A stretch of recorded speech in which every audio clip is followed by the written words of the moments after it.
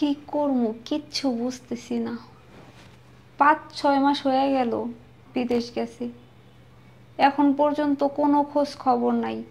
যাওয়ার আগে 100 বার করে কইলাম যে এরকম অবৈধভাবে যাইও না যাইও না যাইও না, না কে শোনে কার কথা। গেল, এখন কোনো খোঁজ খবরও পাইতেছি না, কোনো কিছুই পাইতেছি না।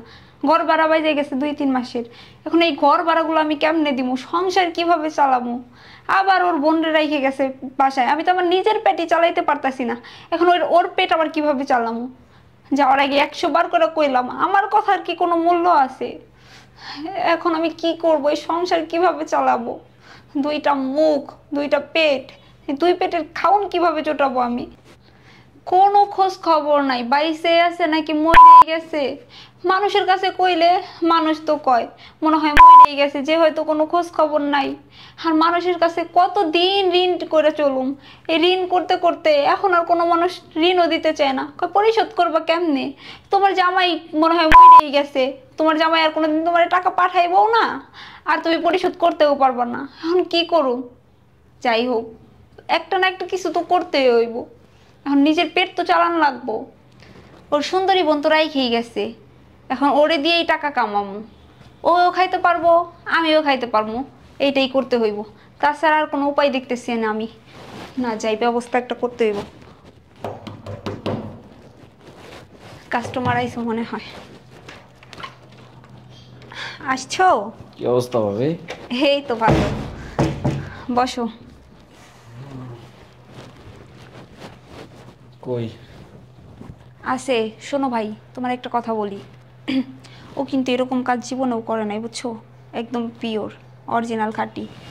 আরে পিয়ের মেয়ের পাবো না, জিনিস তো দেখাইবা। দেখাইতেছি, দেখলে একদম ফিদা হয়ে যাইবা।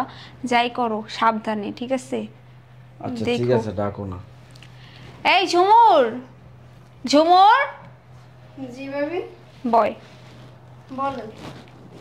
শোন, তুই তো জানোসই আমরা কি অভাবে আছি, কোনোভাবে সংসার চালাইতেছি মানুষের কাছে ধার দূর কইরা কইরা।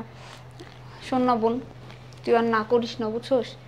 ওরে নিয়ে ওর সাথে বেডে যা, যা তোর কি বেড। বলেন ভাবি এগুলো? হয় যা বলতেছি ঠিকই বলতেছি। দেখ, তোরও পেট চালানো লাগবো, আমারও পেট চালানো লাগবো, আর আমি এরকম কাজ করতে চাই না, কিন্তু এটা ছাড়া আমার আর কোনো উপায় নাই বোন। আমাদের কাছে একটা টাকাও নাই, মানুষের কাছে ধার করতে করতে এখন আর মানুষ ধারও দিতে চায় না। বোন আর না করিস না, যা। শোনেন ভাবি, এইসব বললেন না, আমি পারবো না এইসব করতে। তুই পারবি না মানে?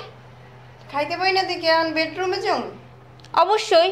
শোন, তোর ভাই তো আমার ঘাড়ের ওপর তোরে ফালাই থেকে গেছে, আমি তো আমার পেটই চালাইতে পারতেছি না, তোর পেটে আমি কেমনে চালামু?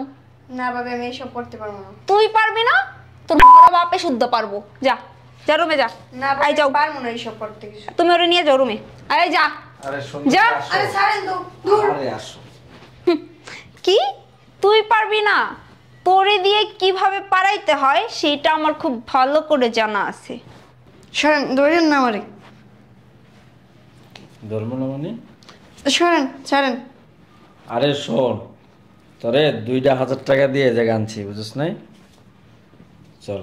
গায়ে হাত দিয়ে না, দূর। সরেন। ভাবি, জিনিস তো পুরো করা, খুব তৃপ্তি পেলাম অনেকদিন পরে। তাই? আবার আমনি আচ্ছা ঠিক আছে। জায়গা সুন্দরী। সরেন। ভাবি, কাজটা কিন্তু ঠিক করেন নাই। শোন বয়, এখানে আয়। সরেন। এখানে আয়, শোন। প্রথমবার না, তার জন্য এরকম লাগছে, সমস্যা নাই, দু একদিন করলেই সবকিছু ঠিক হয়ে যাইব। ভাবি, তুমি কাজটা কিন্তু ঠিক করো নাই। ভাইয়া এলো, তোমার মজাটা বুঝা মনে, দেখো। হাসাই দি, তোর ভাই কি এখনো বাইসা রয়েছে নাকি? তোর ভাই দেখে মহিলা পানির সাথে মিশে গেছে। শোন, তোর ভালো বুদ্ধি দেই, বুঝছোস? যেটা করাইতেছি এটা করতে থাক, প্রত্যেকদিন 2-1 মানুষ আসবে। আমি পারবো না। তুই পারবি না মানে? যদি পেটের মধ্যে ভাত দিতে চাস না, তাহলে আমি যেটা বলতেছি সেইটা শোন।